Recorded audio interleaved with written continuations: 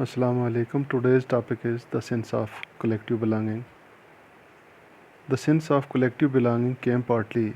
through the experience of united struggles, but there were also a variety of cultural processes through which nationalism captured people's imagination. History and fiction, folklore and songs, popular prints and symbols all played a part in the making of nationalism. Sense of collective belonging यानी कि लोग जो थे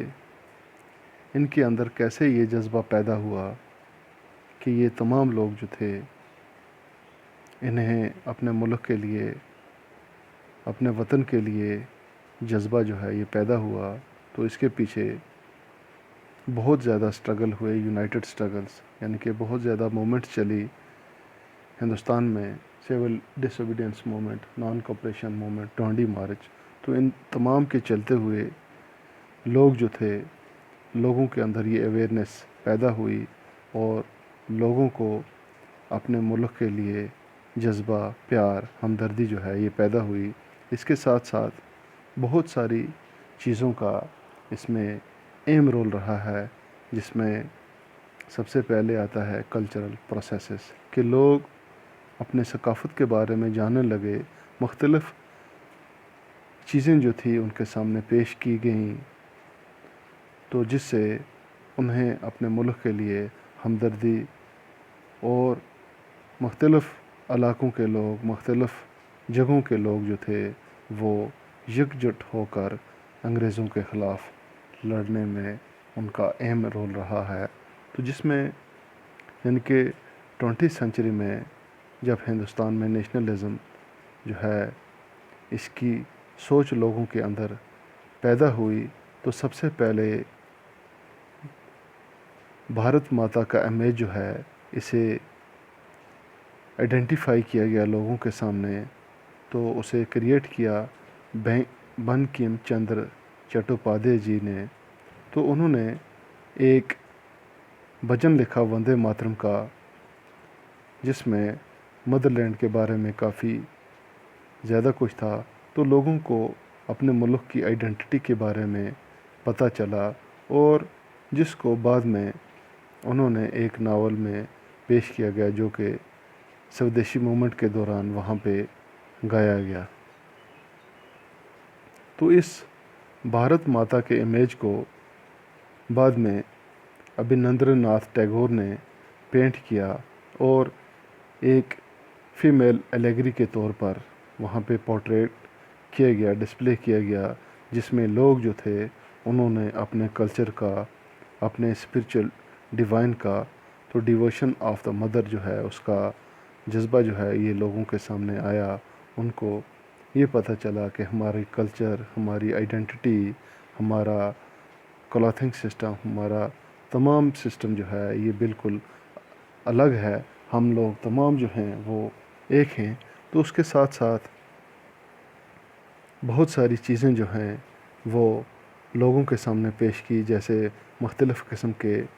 इलाकाई गाने, भजन, बहुत सारी symbol जो थी, तो इनका भी एक अहम रोल रहा है। तो इंडियन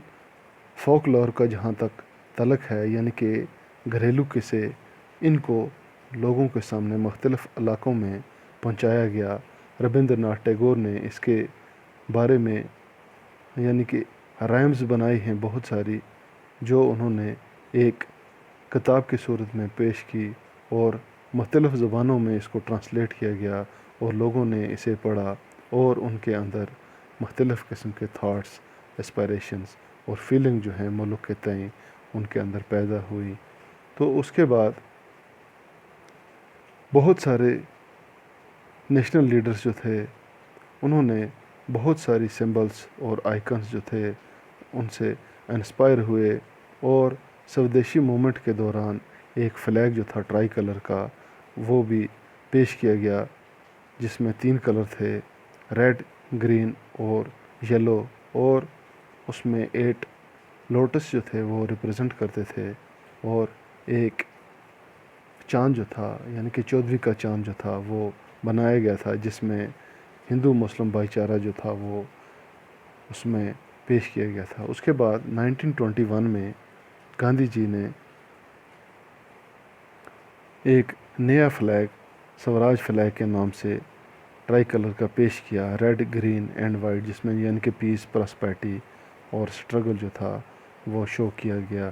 اور اس میں ایک ویل جو تھا اسپائننگ ویل وہ پیش کیا گیا، جو ہمارا آج نیشنل فلیگ ہے، جس میں یہ دکھایا گیا کہ ہم لوگ اپنے کام جو ہیں وہ خود کر سکتے ہیں، ہم اپنا کپڑا جو ہے وہ خود بنا سکتے ہیں، ہم مختلف چیزیں جو ہیں وہ اپنے لیے خود تیار کر سکتے ہیں۔ تو اس کے بعد چونکہ انگریزوں نے ہسٹری جو تھی اس کو کافی رد و بدل کیا تھا، تو بہت سارے ہمارے جو لیڈرز تھے انہوں نے چاہا کہ ہم اس ہسٹری کو دوبارہ سے ہم رد و بدل کریں گے، تاکہ لوگ جو ہیں انہیں اپنے ملک کے بارے میں پتہ چلے، اور جب یہ پڑھیں گے تو پڑھ کر ان کے اندر ایک فیلنگ آ جائے گی، کلیکٹیو بلانگنگ کی فیلنگ آ جائے گی، مختلف کہ ہمارے ملک میں کتنے سٹرگل ہوئے، کتنی ڈیولپمنٹس ہوئی، کیا کیا ہمارے ملک میں ہوا، ہمارا کلچر کیسا ہے، ہمارا ریلیجن کیسا ہے، ہمارا یعنی کہ باقی چیزیں جو ہیں یہ کیسی ہیں۔ تو جب ہمارے ملک کے لوگ ان تمام چیزوں کو پڑھیں گے تو پڑھ کر ان لوگوں کے اندر کلیکٹیو بلانگنگ جو ہے اس کا جذبہ پیدا ہو جائے گا، اور برٹشز کے خلاف ان لوگوں کو نفرت پیدا ہوئی۔ تو یہ چیز جو تھی اس نے بھی ایک بہت زیادہ امپارٹنٹ یعنی کہ اس کا ایک اہم رول رہا ہے، جس میں بہت سارے لوگ جو تھے وہ اکٹھے ہوئے اور انہوں نے سٹرگل کیا فریڈم کے لیے۔ تو آخر کار یعنی کہ آزادی جو تھی وہ لوگوں کو اس طریقے سے مل گئی، تو لوگ جو تھے انہوں نے مختلف چیزیں جو تھی وہ اپنائی، یعنی کہ اپنا کر